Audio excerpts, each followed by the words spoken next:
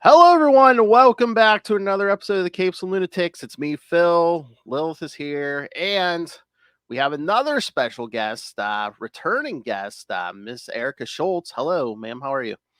Still alive and kicking. We're glad to hear it. Yes. Because again, you've become one of those writers who I love and my wallet hates because I'm like, oh, well, Erica Schultz is writing this. I have to check it out. Sorry. That's Sorry. okay. No. Because this time we're here to talk Rat City #1. Yep. Your newest. Yeah. So my first question, you're the first and creator I've talked to that's done anything, in the Spawn universe. So I always think, oh, it's Todd McFarlane's baby. So did they come to you or did they throw out a pitch that like an open call for like, hey, we won't need another Spawn book or So Thomas Healy, who is the editor-in-chief over at Todd McFarlane Productions, um, came and approached me at New York Comic Con back in 2022, and he had been speaking with Joe Prado, who is an artist, but who also represents other artists. So he was chatting with Joe about getting some artists to work on some Spawn properties, and I I think we lost your sound there. Yeah, I don't know what happened. can you hear me? Yes, There now we go. Yep. Okay. So basically, Joe had mentioned my name, I guess, when Thomas was asking about writers, and he came over and chatted with me. And it's difficult to try and really have a conversation at conventions because it's like it's loud, it's noisy, there's so much going on. So we ended up sort of tabling it and then saying, we're going to get on a call, after the show and everything. And then you have the holidays and, the end of the year comes and everything. So I ended up not getting able to really chat with Thomas much until early February of last year. And I sort of pitched this idea of going into the future because it's not something that they had, really sat in. And the idea of having this new Spawn sort of be in a world that's kind of cyberpunk related. And originally it was going to be 2092 because I wanted it to be like 100 Yeah. years Al, but we ended up pushing it farther a little more to 2111.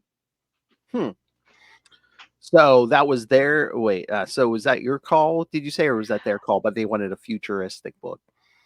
Well, I pitched the idea of the future Spawn, and they had and originally my pitch it was 2092 kind of thing. It was that idea of Spawn being 100 years from Al, and they had said, hey, can we push it just a little further? Yeah, they're like, 10. that's a little too close to 2099. Yeah, I know. And to be honest, everybody says it's Spawn 2099, and sometimes people are saying it like in a derogatory manner. No. And I'm like, you know what? First of all, you obviously haven't read it. Second of all, it's not 2099. Please stop calling it that because that's obviously Marvel. It's not Yeah. Spawn Beyond. Exactly. If you want to say like cyberpunk, Blade Runner, altered carbon, these are all things that we sort of had on the mood board, for lack of a better term. I was going to ask you that. I'm a huge fan of Alter Carbon, and I see a little bit because it's like cyberpunk, but like really, it's not the far-flung future, but it's not really the near future either. Yeah, it's not like 10 years into the future, but it's not 200 years into the future. It's not something that like we would be alive to see. So yeah, exactly. It's very speculative. Yeah. So I think that that's kind of the fun of it, is the fact that it is cyberpunk's amazing. And then throw in the Spawn and nanites, and yeah, you have the world as your oyster at that point. And there's a lot that we play with in terms of society. I mean, I remember, when I was in high school in the early 90s, we were thinking that we'd have flying cars by now, Yes. and so you have this notion of what the future is going to hold, and then you get there and you're like, wow, this is not nearly as far along as we thought we would be. So some people are like, oh, you're 90 years into the future, why don't you have blah blah blah? I'm like, well, I'm 47, and I remember being, 20 and thinking that by the time I'm 47, we're going to have flying cars and teleporter machines. And as you can see, we don't even have the hoverboards from Back to the Future 2.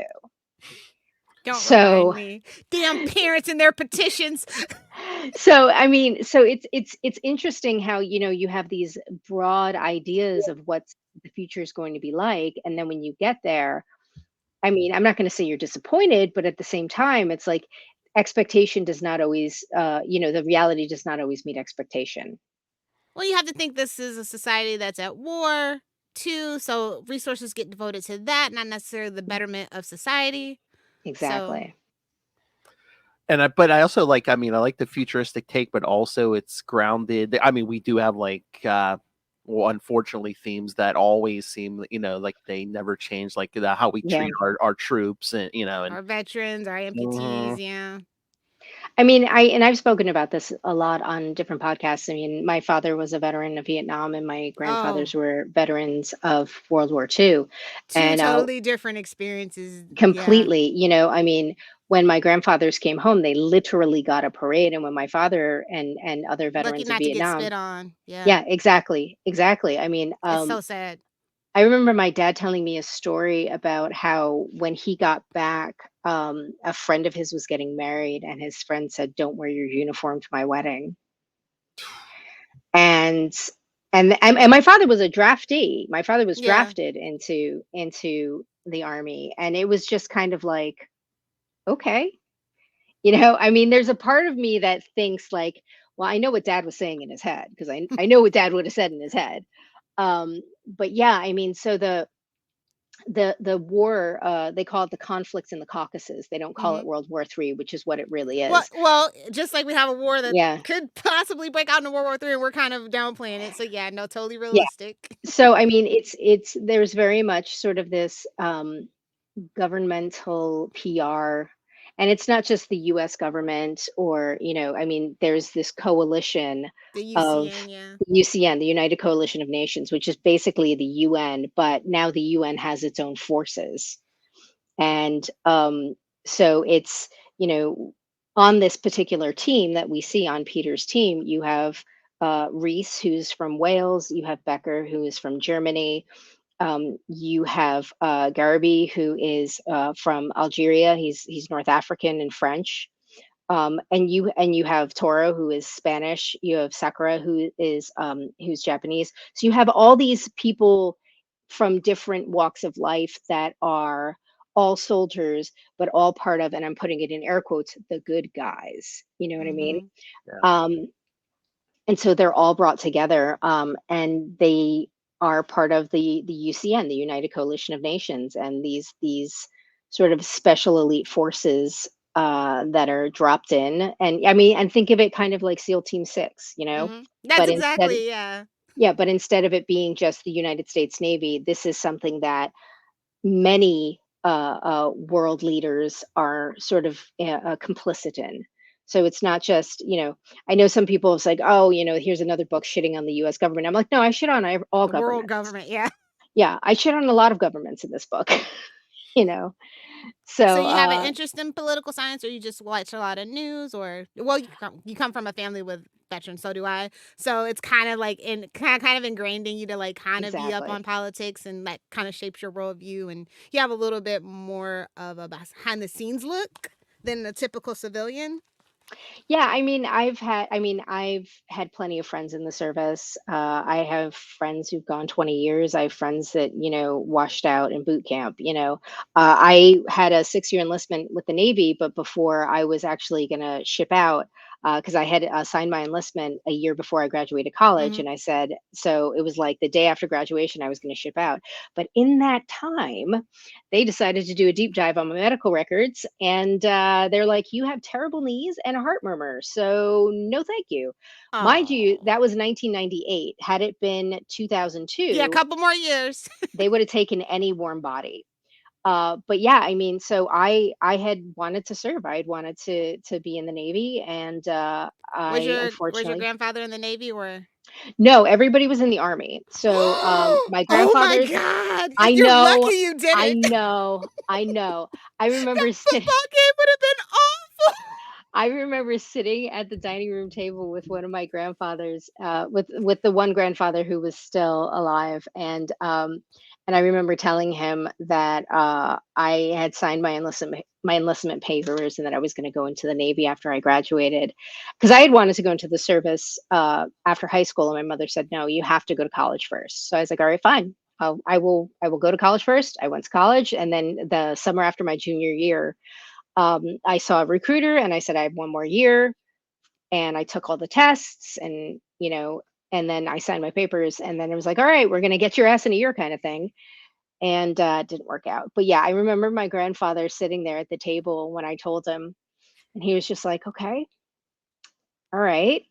Why How is could it you that do this why is that you chose the Navy as and I was like, well, let me explain. They have better military operational specialties and things like that. Yes. Absolutely. Yeah. Also, it was a I totally higher, get it. higher Grade, yeah, starting pay off. grade. It was a higher signing bonus, and they had a program called PACE, Professors Abroad Continuing Education. So if I did my 6 years, then the Navy could pay for my master's degree, and then I could live on a destroyer and basically teach college classes to enlisted sailers, and then basically It's get the paid. Navy's loss as far as I'm concerned. Yeah. Well, I Truly. agree, but my knees still don't. Yeah. That's so interesting. You're so fascinating. Like I can That's just the tell you have a lot of like deep, rich things going on in your that's the dialogue and just story. the She story. doesn't tell her own story. I mean, forget making up these stories. She doesn't tell her own story. No, please, nobody wants to read my autobiography. Trust me. No, please, yes. Nobody wants to read. Trust me. I'm. There's plenty of people that don't want to read my autobiography, and those who would probably come after me. There would be too many skeletons, in the closet. Too much of a hellraiser when I was younger. Fair enough. Okay, Are any of so these people, I'm sorry, are any of these people like loosely based on people that you know or anything like that, or any experiences with like In terms of the characters in yeah. Rat City, basically, there's a lot of what I would call emotional biographies. So, Mhm. like, Peter is not based on a specific person, but um, Peter is based on several of my friends who have been in the service, several of them who are combat veterans and such. So he's a little bit of my friend Lloyd. He's a little bit of my friend Rick. He's a little bit of my friend Mike. Um, and sort of just my relationships with them, my experiences with them, hearing what they've gone through and stuff, and hearing the stories from them, sort of finding a way to sort of get that in. A friend Stuart from a million years ago, another one who was also in the Army. So yeah, just sort of seeding these little stories and calls like emotional biographies or emotional autobiographies in there, where the circumstances might not be exact, but the emotions elicited from them are really there. Those are the truthful ones. Very cool. and Sorry, Phil. Go I ahead. know I was gonna I'm fangirling more than I thought I would. I'm sorry. no, good. No, so I was gonna ask, is he going to get a code name or is he gonna call himself Spawn? Because I was like, Well, okay. is there a reason the book is named for the place and not the man? So this is the thing. So I know that in all the press releases and everything, we're calling him a hellspawn. He's technically not a hellspawn. Yeah. Okay. So this is the only thing you have to know about Spawn to read this book. I know people are like, I haven't read Spawn in 20 years. You don't need to. All you need to know is that in issue 300 and 301, Al Simmons detonates his necroplasmic suit. And he does it in the presence of Violator and an angel. So when the suit detonates, it causes this shock wave. And this shock wave goes across the space-time continuum. And in that shock wave is the hellspawn energy from Al Simmons, the energy from heaven, from the angel present, and the energy from hell, from the demon being present. And those three mashed up in a nice fat blender and just thrown out to the four corners of the universe and all the universes. You know, if you want to say multiverse because that's like a catch-all, you can say that.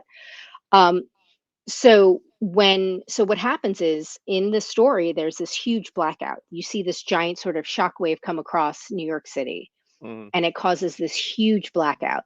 And in this blackout, all that is that energy coming across. And as it comes across, it infects the nanites that are in Peter's legs, and it influences them. And he has no idea what's happening to him. He will get a name, and I will say, I'm not going to say what the name is, but I will say if you look at solicits, they've already put it in the solicits. But he'll be given like a code name. And that'll be what he's going to be referred to in the press, what he's going to be referred to by the antagonists and such. So, okay, so back to my question. Is there a reason why you named this for the place and not the man? Yes. So we kept going back and forth about what to call this. You know, we would, in emails, we would call it Cyberspawn. And we went back and forth with Todd about whether or not it had to be something Spawn, because you have Gunslinger Spawn and King Spawn and, you know, Scorched and everything. And I just basically said, I was like, look, this is an argument that you all can have. I'm just going to stand back, and when you all make the decision, you let me know. So, so Thomas Healy, again, the editor in chief, was like, well, why don't you throw out some names? So I threw out, you know, a dozen or two names of whether it's places, or adapt or die was another one. Because that's the mantra of their unit is adapt or die. So that was another one. And we just went through a whole bunch, and we were thinking like, what about Rat City? And I was like, yeah, because I think it's issue 42 is the first time that it's referred to, the Bowery, the section of the Bowery that Al is living in with Bootsy and Bobby and the rest of the unhoused gentlemen, who in the many of whom are Vietnam veterans, actually. And so we were talking about that. We're like, oh yeah, that could work. And it works on multiple levels, because it's this idea of like, you can go anywhere around the world, but you can't get the stink of Rat City off of you. You know? And it also speaks to the idea of the haves and the have nots, you know. This idea of like, if you look at Argentina, Venezuela, Brazil, you see these like favelas, which are basically just like houses, homes, it's like stacked on top of each other. And that's basically how it is in Rat City. It's these tenements. And there's actually an issue where we get into the history of the Bowery. And it took me, you know, 6 weeks to write this issue, because I was watching every documentary I could on the history of New York, every documentary on the Bowery, Peter Stuyvesant. Like, I do, when I say a deep dive, I mean like to the core of the earth deep dive. And I was just pulling reference left. Like, I have like 2 gigs worth of reference just for issue number 6. And basically, like, the idea is the Bowery is the oldest neighborhood in New York City, and that's a fact. That's not, you know, that's not fiction for the book. And the tenements that they had in the Bowery, that you know, they would have like, you'd have like a building that was like street side, and then you would have a building behind that building that got zero ventilation, and it was just a cesspool. Yeah, And it's why they so, have the building codes they do now, actually, and yes, why a lot of the like, they were like, oh, let's just turn the office spaces into residential. You can't, because of all those restrictions that came from that. Yeah. exactly, absolutely. And so we talk about that, you know, like this idea of like, everybody's piled on top of each other. And, you know, when one person gets sick, everybody gets sick. And it really is just, it's the government saying, oh, here, we've given you housing. It's a shoebox, and it's, there's no ventilation and there's no sanitation, basically. I mean, it's just a shithole, let's be honest. But we got a roof over your head. Yeah, thanks. That could also go back to like, just a recent scandal where when they were surveying all the bases and it had black mold and sewage backups and stuff like that. Yeah, it happens.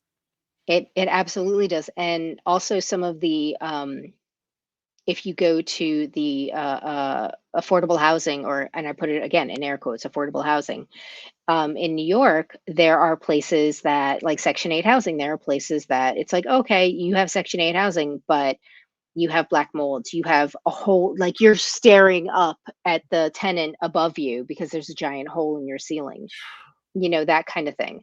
I mean, these are all things that are legitimate and factual. We're just sort of taking the idea of that, and just bringing it, extrapolating it into the future a little more. No, it's super rich. Like the story, the world building that you did. Well, you got 40 pages. Yeah, which well, is that I was stressful? happy it was 40. Like, yeah. you're like, okay, cool. I got it. Oh, you want what? Was that your choice, or did you guys kind of like negotiate the page count on the first one? So my first draft of issue number 1 was 20 pages, like any other Spawn issue. And it sort of started out as your, brooding on the rooftop and the rain coming down and it's all dark and the lightning flashing and everything. Like it's, started out like that. And Thomas read it and he's like, this is really good. He's like, but why don't we turn around and make 2 changes? 1, I think it should be longer. And I was like, all right. And he said, and 2, I think you should start from the beginning, because I tend to, as a writer, write in the present, and then we have flashbacks to then enrich, and such. And he's like, let's try and be a little more linear, especially with this first issue. I was like, all right, why not? Let's do it. So I went back, and the whole sequence of the battle sequence was a flashback in the first issue. So that then became the opening of, them coming across the water and going into that compound and then interacting with that young man and that whole situation, and then, taking out the target. He was a legitimate businessman, okay? Oh no, I was talking about I was talking about Fidan, the young man, earlier. Yeah. Oh, but yes, the legitimate businessman. Yes. But I mean, you think about the history of especially the United States government in other countries, and I mean, Saddam Hussein was getting the key to the city of Detroit like in 1979 or whatever, and then 15 years later, where he's invading Kuwait and we're trying to put a bullet in his head.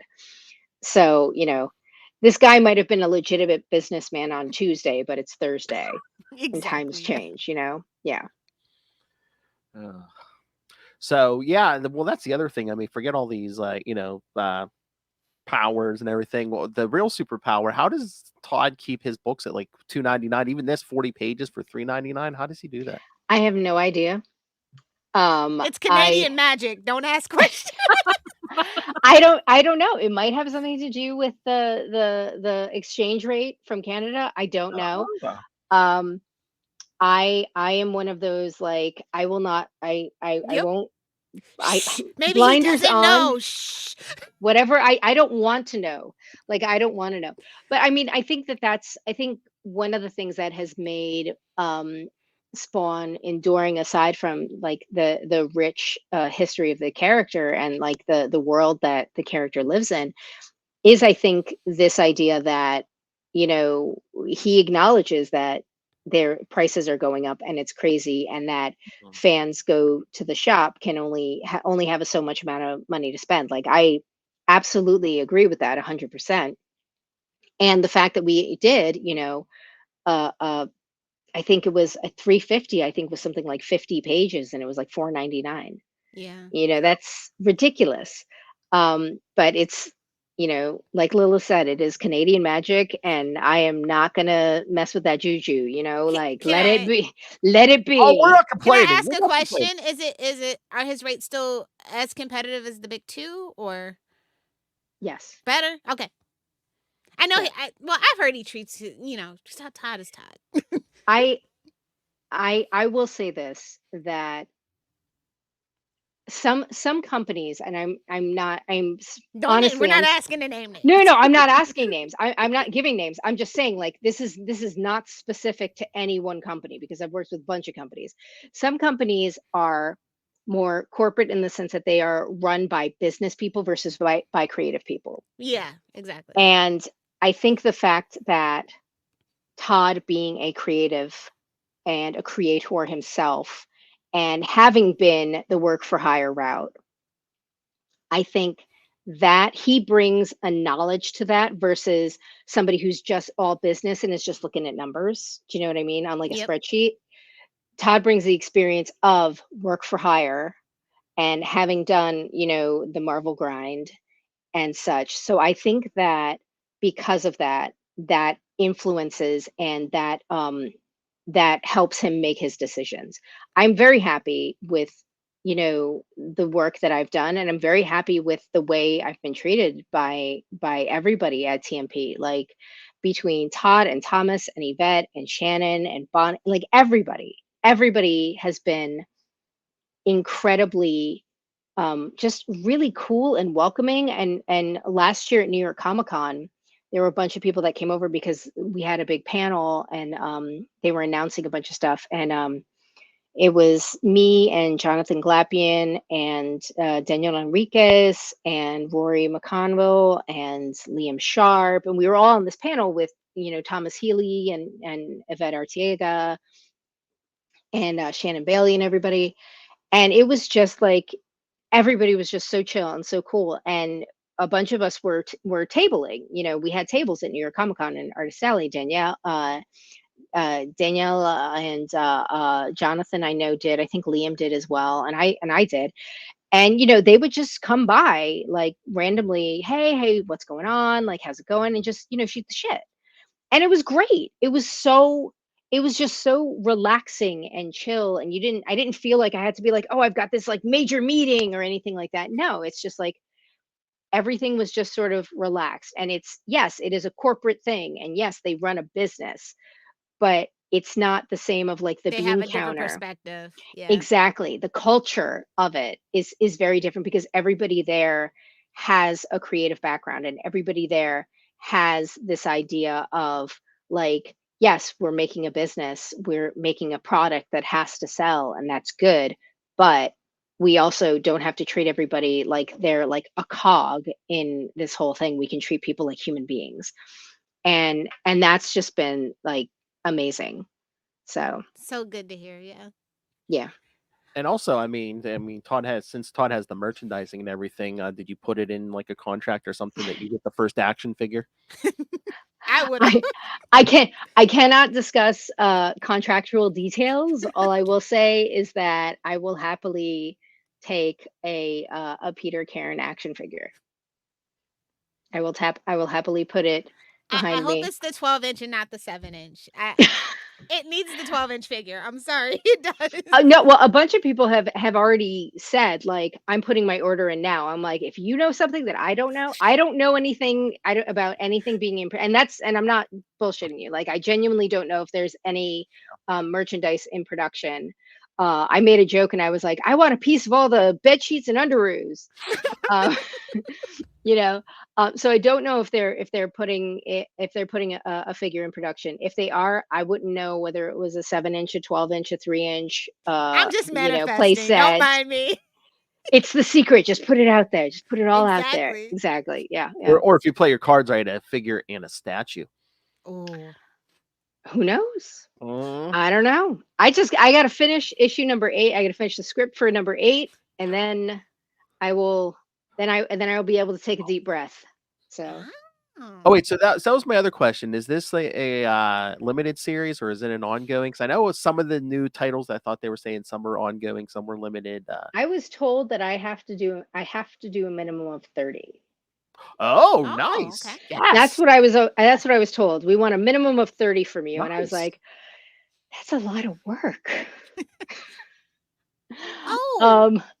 So yeah, so one person I haven't mentioned yet, and I was remiss in mentioning him, is Jay Carlos, the artist, and Yes. Jay Nice. Ramos, who's the one of the colorists. Jay Carlos is phenomenal.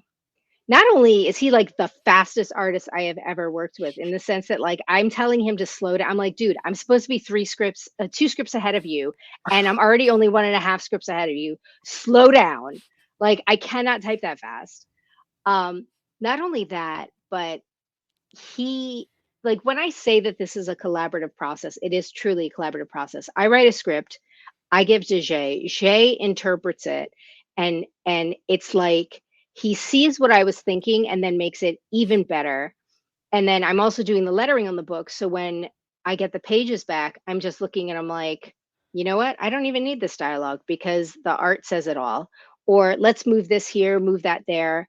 And it really, I mean, this book looks, I mean, I've seen the art for up to issue 5 already, and it blows me away. So I know it's going to blow other people away.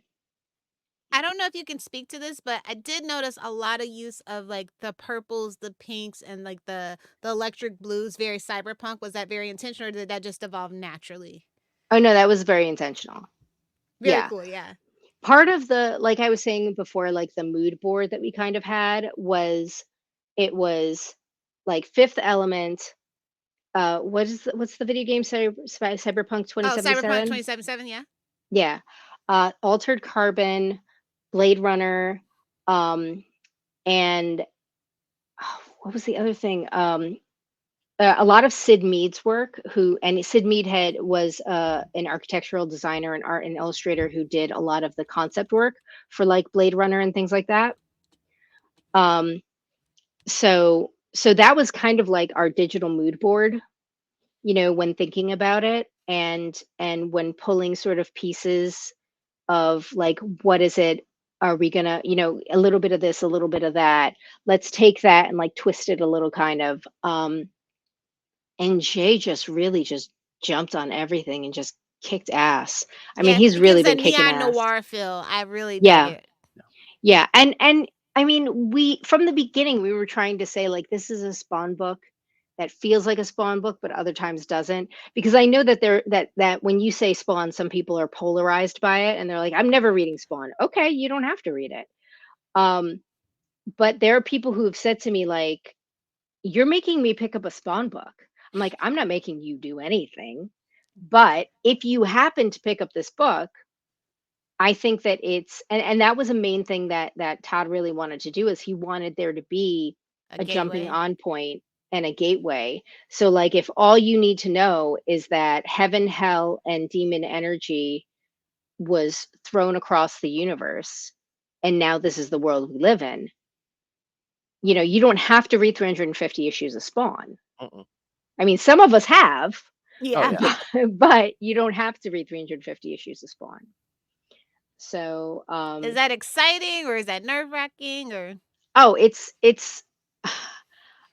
like that scene in Anchorman. I'm a glass case of emotion. I honestly, like, I'm really excited about this. I'm excited about this book. I'm excited about the opportunities that we've been given, Jay and I. I'm excited about the story that we're telling. I'm terrified because not only is this a new entry into Spawn, but I am the first woman to ever write Spawn. And I know that, and I've already gotten the messages from people saying, blah, blah, blah, whatever, women can't write comics. Okay, fine. Whatever. In Fuck the year off. of our Lord 2024? We're still doing that. In like, the year of our Twitter. Lord. Don't actually email somebody. Look, people are gonna people. True. And if we've learned anything in this book, there are people who are just trash. So I mean, so there is like a part of me that's like, that I know that I'm under a microscope, and I get it. But one of the things that I sort of think about is I always try and rise to the challenge no matter what. And I never set out to be a good woman writer. I never set out to be a good representative of female writers. I just set out to be always just a good writer. Like, if you took my name off a book, I want somebody to read it and say, I like this story. This was a well thought out story, whether or not a woman wrote it, a man wrote it, a person of color, a non-binary person, whatever. I just want people to read the story and think, I like this. I think the worst thing that you can ever get is a meh. Like, I think that I want people to either love this or hate it, because if they're just like, it's meh, then that means that I didn't fulfill what I was supposed to do, because art and creating is should supposed generate to an emotion. Yeah. exactly, it needs to elicit an emotion. That's the job. And if your emotion is just and you just shrug at it, then I didn't do that job well enough. What's the But I also saying? You can't please all of the people all the time. If you yeah, are, you're doing something wrong. exactly. So I know that there are people who have said, I've never picked up a Spawn book until now. And I know there are people who've said, I've picked up every single issue of Spawn and Scorched and King Spawn and Gunslinger since the beginning of time. And this sucks. Or I picked this up. There was somebody on Instagram literally said, I had low expectations and this kicked ass. So my response was, why were your expectations low? Well, some people feel like the whole introduction of all those books too feels a little cash grabby, but I think it's just interesting ideas that we need to explore. I want to grow the universe of Spawn. I want to have a multimedia franchise. I want more merch, and this is how you do it. You have to explore every corner and see what sticks. Exactly. And I mean, it took forever just to get Gunslinger. Yes, which is one of my favorite books. Oh yeah. And I mean, and it's a great book, and Jimmy Palmiotti's now going to be writing it and everything, and he just has such a huge. That was one of the announcements at New York Comic-Con, and he has such a huge base of writing in westerns and sci-fi and everything. I mean, like his run on Jonah Hex with Justin Gray. Just, I mean, that's going to bring so much to it. But I think a lot of people just sort of want Amazing Spider-Man and they're not going to pick up anything else, or they want their, Uncanny X-Men and they're not going to pick up anything else. And that's fine. I just, I just don't want people saying that I'm a publicity stunt or anything like that, because I plan on being they didn't here. read Moon Knight. If they're saying that, I don't know what they're talking about. I don't know. But yeah. I just keep writing and hope that people like it enough to pay me for it. Did you get to pick the artist, or did they pair you, or did you thought ideas for different artists? I knew that it was probably going to be somebody within Joe's group, because Joe Prado was part of the conversation in the beginning. At first I was like, is it going to be Joe? That'll be amazing. So I knew it was probably going to be somebody in Joe's group. And they had been talking, separate from me. They had been talking to Jay directly. And then, and they turned around and they're like, we think we found somebody who would be really good for this. And I felt kind of bad for Joe, because Jay doesn't speak very good English. And Joe speaks English, Italian, and Portuguese perfectly. Oh. So it was Thomas and I. And I would go back and forth between Italian and English with Joe, and then Joe would then translate to Portuguese for Jay, and then Jay would speak, and then that would get translated to Joe. And it was like, and I felt bad for Joe, because Joe was doing this like heavy lifting on this Zoom call and everything. And basically, like, I know like 3 words in Portuguese, and obrigado is one of them. It means thank you, and I just keep saying obrigado. And I'm probably even phrasing it wrong, because I pronounce everything with an Italian accent like I shouldn't. You should hear me speak Spanish. Portuguese and Italian are actually pretty similar. It's just certain phrasing, the way that they spell things makes it just a little bit different. But yeah, it's basically the same basics as a romantic language. When I was learning Spanish, and I was working with an artist named Vicente Alcazar, and I was trying to speak Spanish to him, he says, you do realize that every Spanish word that you say it with an Italian accent. I was like, sorry, that's what I grew up with, so that's why I say it that way. Sorry. So yeah, I mean, I'm sure I was speaking my terrible 3 words in Portuguese. Um, but no, I mean, Shay is just like I said, he is a beast. Just pages like crazy, and just everything looks really, really great. I think I maybe had like one note. I think one of the notes was like, oh, that character is kind of a throwaway character, but he looks really similar to this other character. Can you just like change him up a bit? And I think that that's like the one note I've given him. And he's like, oh no, you're totally right. Yeah. Let me make this guy bald. You know. Well, I mean, in the future, people still have hair, so some people. Unfortunately. That was not a knock on you, Phil. Oh, thank you. He's used to it. I know. I give him the business. No, she always does. I thought, Erica, I thought you'd really be going off about the letterer on this book is the greatest letterer I've ever worked with. No. Oh, I mean, what was your favorite? Oh, sorry. Go ahead. No, what were you gonna say? I was gonna say, what was your favorite variant cover? There's only 2 covers. She's like, wow.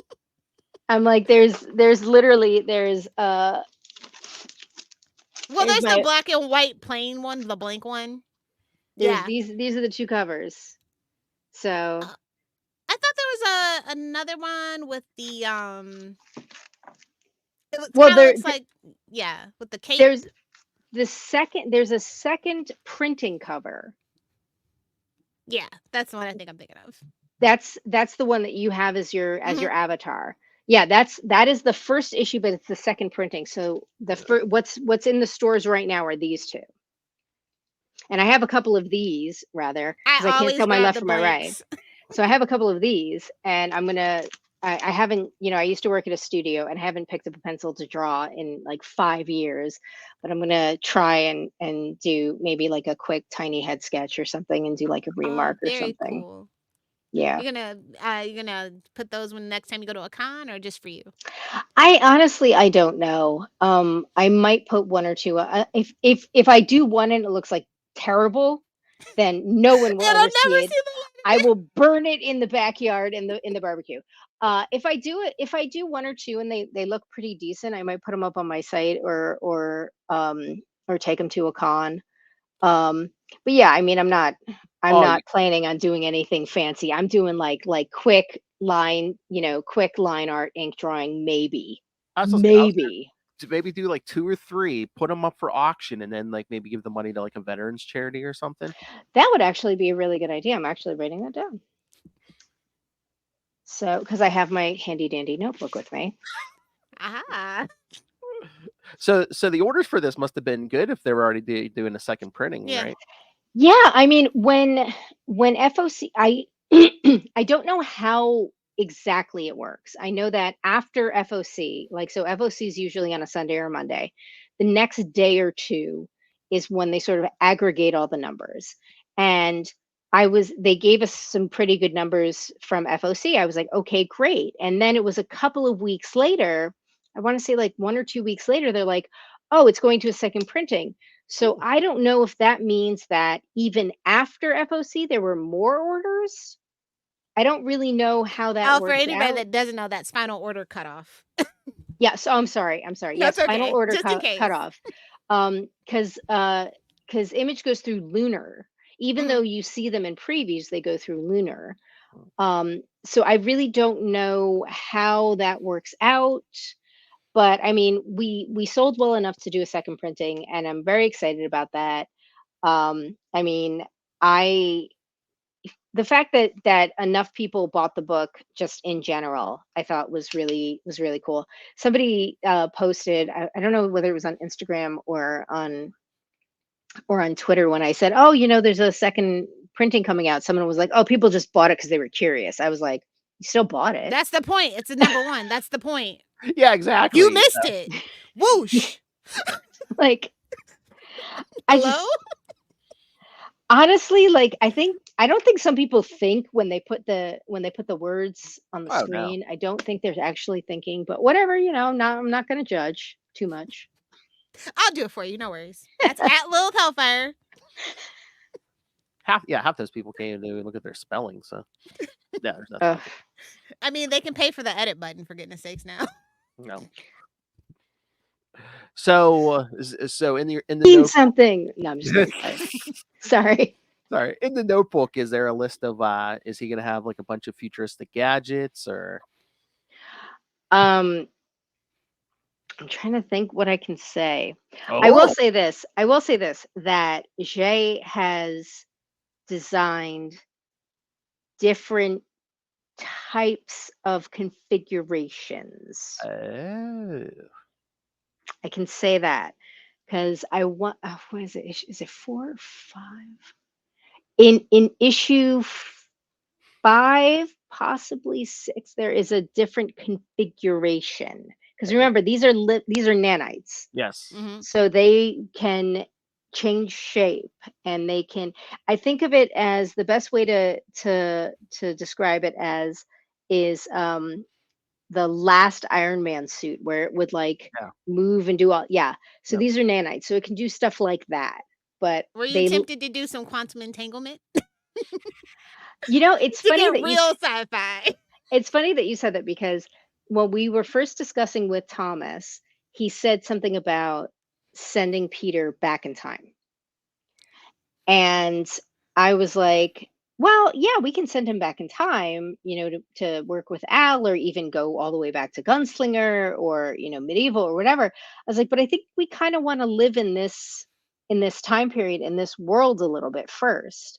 Sit in here for a bit. And then when I found out that we were, it was going to be, 30 issues, give or take, or rather minimum of 30, I was like, okay, well, there's definitely room for there, to turn around and make it where we go back, or go forward, or go, adjacent. Is there another timeline where we see a version of Peter that didn't lose his legs? Is there another timeline where we see a version of Al where he wasn't murdered by Jason Wynn? That kind of thing. So there's a lot of room to play with.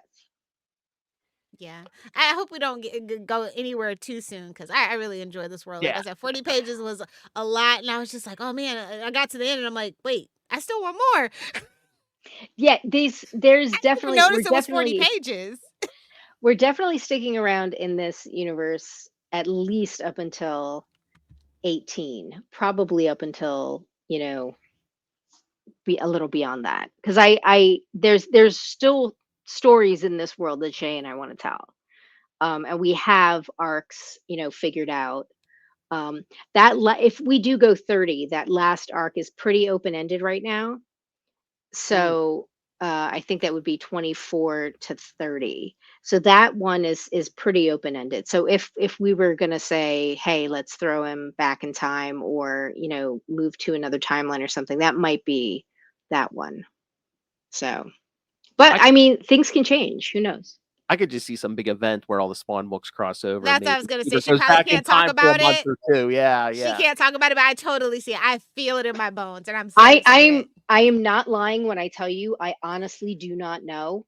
It, like, hand to God, I honestly don't know if that's something that's in the mix. Hand to God, I do not know. I was raised a Catholic girl, and I swear to God, I don't know if that's in the mix. If it is, great. If it's not, who knows? Is there if there was a crossover, is there any character, like, right now from, like, say, the new you that you would want to, like, specifically have your character work with? I think that the character from No Home Here, I don't know if you've seen that book. It is Jonathan Glapion and Danielle Enriquez. I don't know how much I can say, but she's a character from way, way, way back. I want to say it was like Spawn number 5. Oh. We're going all the way back to Billy Kincaid. Oh. Yeah. She is a very interesting character, and what they're doing with that is it's really like I say, deep dive, in that, and that branches off from the Billy Kincaid story. I also like Misery, Cyan, Fitzgerald. Cyan Fitzgerald, and her exploring her powers, and how her life is changing, but not only her life, but her relationships are changing. Like her relationship with Terry is obviously very different and such, and especially in light of Wanda's passing. So yeah, I think Misery would be a cool character to because I believe that's what Cyan is going under, is Misery now. Okay, yeah, Yeah. I think that would be a cool character to also work with, because her abilities are supernatural, whereas Peter's abilities are tech based. So those are sort of two very different ways to look at things. And I mean, that's another character has been there since the day one of Spawn, pretty much. Yeah, Have Cyan. to interact, with her instead of immediately going right to Al. So I think that would be cool too. And Gunslinger's always fun. Just so much fun. He's just like Jonah Hex and all that too. So I'm just like, yeah, Gunslinger was immediately up my alley. Yeah, he's a fun character. So we'll see. Who knows? Fingers maybe crossed. Maybe instead of bringing Peter to the past, maybe we bring somebody from there to the future. Culture time shock. Love it. All right. Any other questions for her, Lilith, before we ask? I think I fangirled myself out today. Well, you are lovely. Thank you. Well, before we go, Erica, tell everyone the 5 other things I'm sure you're working on right at the moment. Okay. So when is this going live? Friday. Okay. So I've got Daredevil Woman Without Fear will be in stores in July. I've got Black Widow Venomous is going to be in stores in June. New issues of Rat City are coming out monthly. So next month, May 8th, no, May 15th, I believe, is Rat City number 2. I'm going to have an issue of Darth Maul coming out in June or July. And there will be some more Marvel news coming your way in the coming weeks. Is the Black Widow gonna get a preview in the comic book day special or anything like that? The free comic book day? Yeah. I'm trying to think. I honestly don't know, because what tends to happen sort of in terms of editorial is they sort of look and see what's far enough along in terms of like what art has been done and everything. And I haven't done a lettering pass for it yet. So I want to say that the free comic book day books like have to be out the door this week. Oh, okay. Either this week or early next week. And the art is mostly done, but not entirely. So, and I haven't done a lettering pass. So I don't know, maybe not. I do know that they showed at least one of the covers on marvel.com. Okay, cool. They have at least one of the covers up, and Luciano Vecchio is the line artist on that, and he's phenomenal. Like really, just the designs that he has on Natasha, he took it like he went all the way back to like, he has a Steranko look. That's the best way I can describe it. He has like a very Jim Steranko look. Like think like, Nick Fury, Agent of S.H.I.E.L.D. kind of look. So yeah. Nice. Oh, but you did mention the Daredevil. I mean, Lilith and I were on here begging Marvel every month after Daredevil gang, where we're like, give Erica more like a monthly Elektra book, please. Yeah. It will be a mini series, but there will be new Elektra coming out, Daredevil Elektra coming out for 4 issues. So nice. And we'll see where it goes from there. Gotta talk with your wallet, guys. That's right. Let's get that money going. That's all we were asking all through Gang War. We're like, when is Erica going to get the right more Elektra and Daredevil? I mean, I think she's a great character. I love her ambivalence to death. Like, she's trying not to kill, but at the same time, she's just kind of like, they're asking for it. Yeah, you're asking for it. A baby's got to do. Exactly. So. Very cool. We are looking so much forward to all Oh these yeah. issues. Yes. Thank you so much. I appreciate the enthusiasm for the books, and I appreciate you guys taking the time to, highlight stuff and like talk to your community and say, look, hey, you got to check this out. So I thank you very much for having me on. Well, thank Thank you. you, honestly. Take Again. time out of your schedule and just writing an amazing book. Thank you. And like I said, a lot of my friends who don't respawn, they picked this up last week. So it was like, yeah. They're like, oh, what do you think? I was like, I like it. I love cyberpunk. This is like literally like, oh, finally relatable content for me.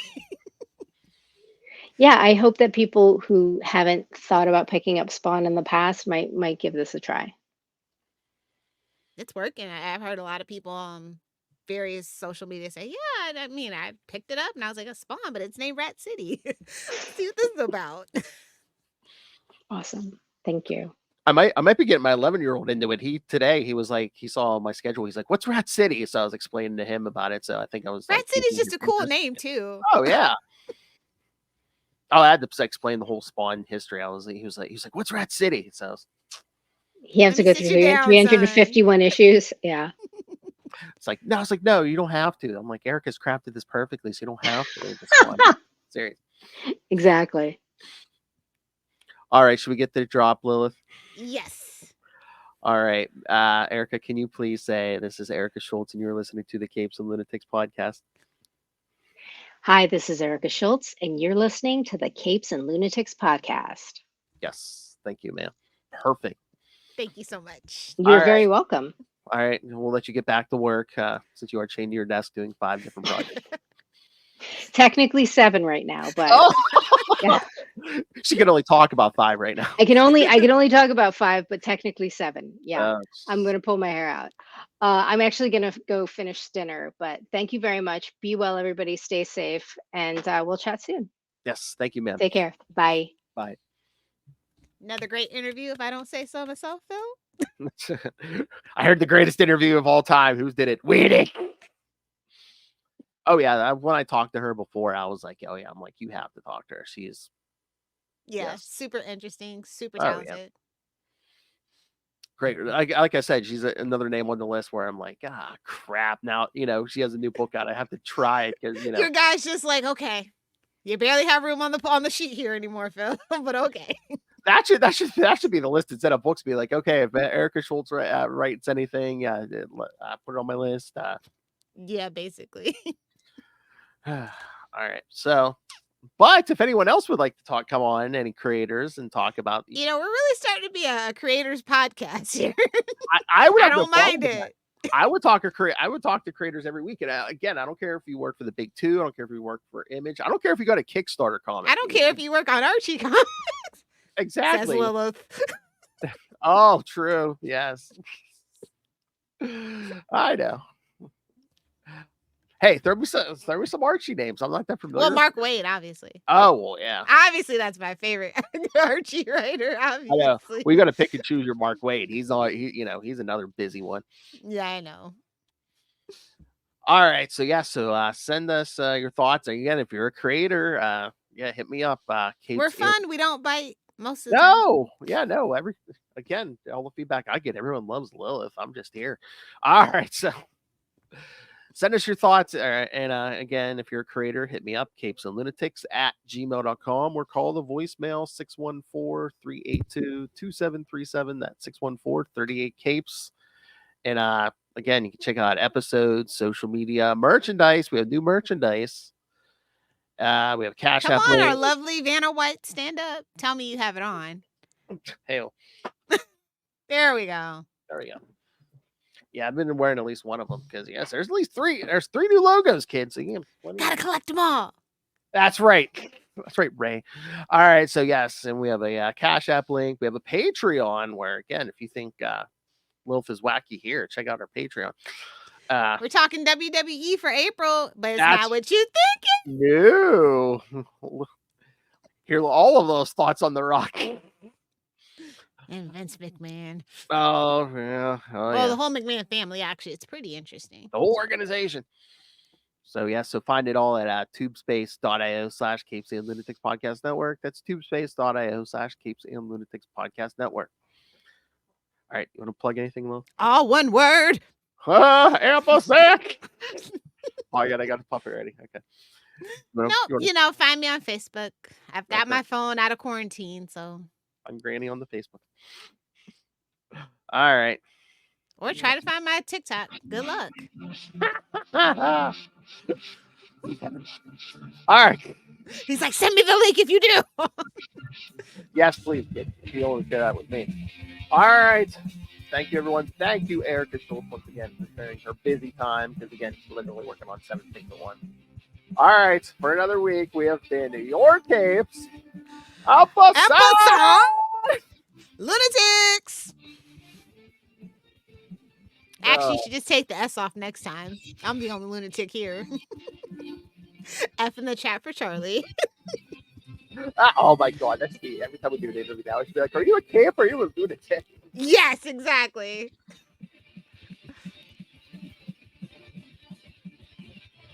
Chaotic neutral. Go pick up Rat City #1 by Erica Schultz. Again, gotta take a crazy. And don't call me Hellspawn.